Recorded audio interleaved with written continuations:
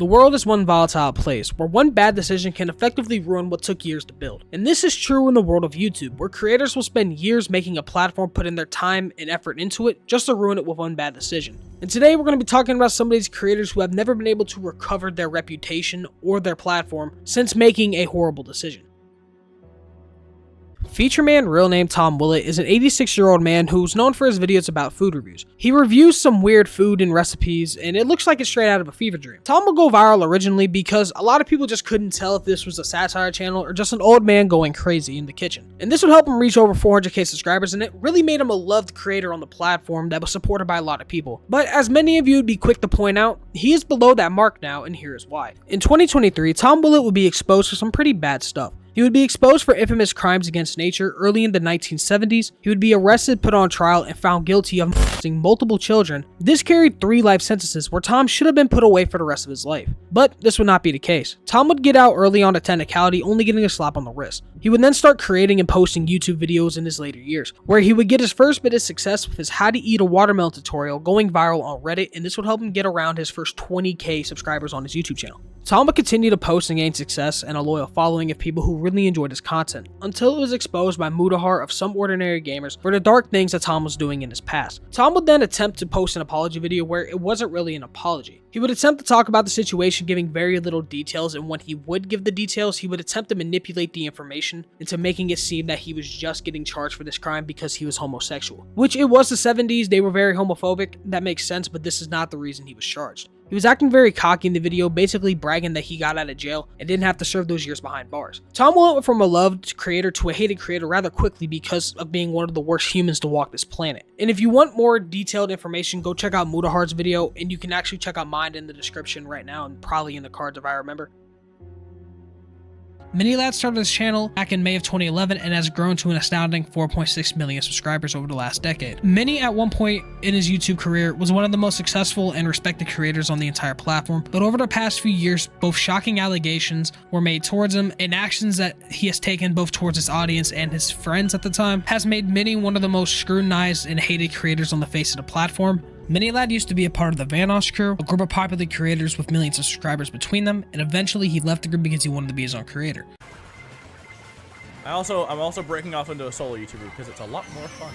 He didn't want to be known as one of Vanoss's friends, which is totally okay to do your own thing, be your own person, and he expressed how much happier it made him. But his attitude towards the group since leaving was something to be concerned about, or him saying that he was kicked out of all the group chats and then immediately backtracking that, to then throwing shots at them over his meme streams about the games that they were playing and uploading. And the biggest one between him and the group was his altercation with Terrorizer. Through a tweet that Terrorizer came out with, pretty much exposing that Mini was lying in his own tweet about it, with the response of, "My dog just died." That's what MiniLad said. Terrorizer's response was, "Craig, my dad just died, and that doesn't give me an excuse to mistreat others." But after the back and forth on Twitter between Terrorizer, MiniLad, and Nogla, just everybody going back and forth there, it was kind of like a chicken fight. This right here was the first major hit to MiniLad's reputation before the biggest scandal of his career would come out.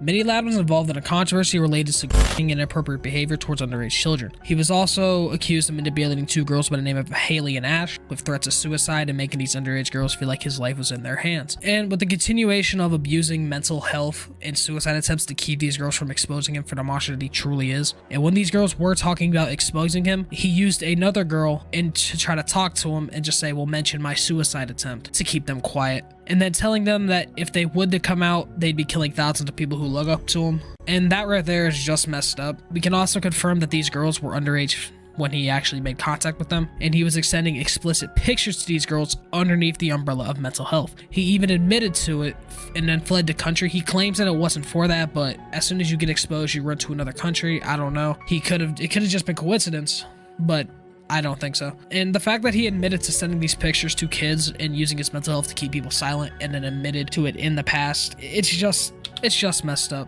He has also been proven to lie, and he uses manipulation of mental health to make himself look like the victim. You can see in his apology video where he spins the narrative to make him look like he was mentally unstable, didn't mean to do it, and that he doesn't deserve any of the consequences. But after telling somebody that if they come out about the abuse that they have received and telling them that it'll kill thousands of people, that doesn't sound like somebody who is underneath a mental stress like that. It's more saying like, hey, I know what I did was wrong, just don't come out about it. He is actively manipulating people. The actions of YouTube throughout throughout the entire thing have just been very sad. The fact that he is still on the platform and he has an audience of millions of people and he is still talking to people is kind of crazy. He needs to be looked at and addressed in further detail by YouTube, I believe. Neil Mohan, you need to make this decision. Bryant Moreland, or better known as his name EDP445, is a 32-year-old man from California and would create his YouTube account on June 13th of 2010, uploading his first video the same day, which was a freestyle rap video when he was only 19 years old. And when I say it was bad, I would not be lying. Lay it to my ass, bad luck when I get 12 all up in that ass with the butt. Finger banging bitch all up in her ass, trick. This video showed that even at a young age, EDP was not scared to embarrass himself and be himself here online. And this is what planted the seeds of success here on YouTube, with EDP being completely dripped out in the gear of the NFL team Philadelphia Eagles, which would play a very huge role in him becoming a household name here on the site. EDP, for the first few months of his YouTube career, wouldn't upload anything about the Philadelphia Eagles until November 16th, 2010 with the video 59-28 Eagles fucking killed the Redskins, which was a video where he would talk about the Monday Night Football game where the Eagles faced off against the Washington Redskins. This game has been nicknamed the Monday Night Massacre, where in the video he would recap the game and would rant about the Eagles, doing what he does best, talking shit. Hey YouTube, what's up? This your boy Eat That Pussy 445, and I'm back with another video. Basically my Eagles versus the Washington Redskins recap. EDP in this video looked very camera shy and not comfortable, which a lot of people look back as a time of innocence in EDP's career. EDP would continue to upload videos around the Philadelphia Eagles and other rant style videos, with some of these moments going viral for the energy and the out-of-pocket things that EDP was saying. He started building a following in some sports communities around this time off of some of these videos, but one of these videos would end up going mega viral and would change the trajectory of him on this website. That video being called I Flooded the Toilet at Chipotle, where in the video you can see EDP fleeing from a Chipotle, talking about how he took a massive shit and how he flooded all the pipes in the restaurant. What the fuck's going on, everybody? It's your boy Eat That Pussy 445, nigga. We're fucking leaving Chipotle right now. I'm heading down a big ass hill right now. And my bad, y'all. I'm busting out a YouTube video, dog. And we better get the fuck out of here, dude. I just overflooded the toilet. This video will be one of EDP's most recognizable videos on the platform and would get a lot of people to support EDP, myself included. I was 14 years old at the time and it was one of the most funny videos I had seen up to that point, and many people also agreed, giving EDP support and love. EDP would continue to upload videos doing very similar things where he would just talk his shit, doing what he wanted to do, and this made people like him even more because of him being himself. EDP would continue to have viral moments and would continue to build a community over the next following years, where it would end up reaching its peak in the year of 2020. The year 2020 is a year that will be remembered in history for the hell that it put people through all around the world. With worldwide lockdowns and normal life being changed, many tragic things happened during the year of 2020, but with millions of people being kept inside their homes for their safety, the internet was used even more, and that benefited YouTubers such as EDP. With more people in the house with their face on the screens, means more viewers to watch videos, and EDP would capitalize on this, and he would end up hitting 1 million subscribers on February 12th of 2020. He was celebrating in a video talking about how grateful he was, talking about how at 20,000 subscribers he never thought he'd get to 1 million, and said that he was faithful to everyone from the trolls to the meme channels and the people that supported him day in and day out. But 1 month later, EDP would release a video saying that YouTube had denied him his gold play button, which at the time YouTube got a ton of backlash for, with YouTubers such as Some Ordinary Gamers and Scarce sticking up for EDP and casting shame onto YouTube for this. He would end up receiving a custom-made play button from Andy VBH, a much smaller YouTuber and a close friend with EDP. He would showcase this in an unboxing video. The year 2020 is one of the greatest years for EDP445 on YouTube, and the start of the fall for him at the same time. He would begin to show the kind of person that EDP really was, as one side of YouTube was supporting EDP during the play button ordeal and putting up there as one of the faces of the franchise and trying to show off how good of a person he really was. But behind the scenes, there was another group of people who was trying to expose EDP for the monster that he truly was. At the start of July of 2020, EDP would be accused of predatory behavior towards minors, with screenshots and other evidence being shown,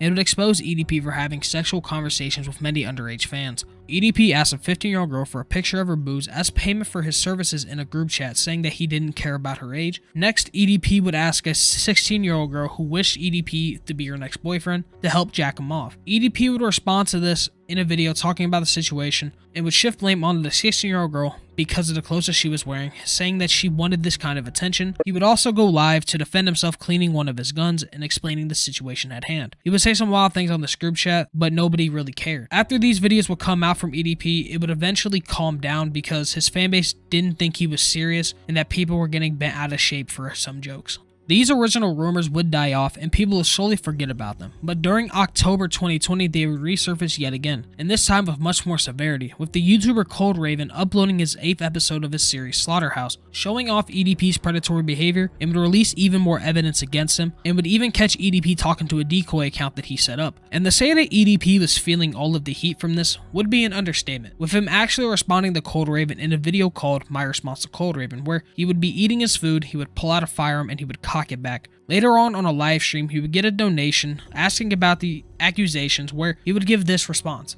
A group of no-life ass, no-pussy-getting motherfuckers decided to make a fuckload of fake accounts pretending to be fucking girls, and like a dumbass, I fell for it. And now everyone's on this fucking pedo shit. But nothing would really come from this. EDP would have a couple of response videos towards Cold Raven in December of 2020, saying that he already had a girlfriend by the name of Jessica, and he did want to reveal her to his fans, which at the time, many people were happy that EDP was finding someone special in his life. And this would also show that a lot of people did not care about the allegations that were going around by the time of 2020. At the end of 2020, EDP would be caught texting at least 8 minors in the span of that year alone.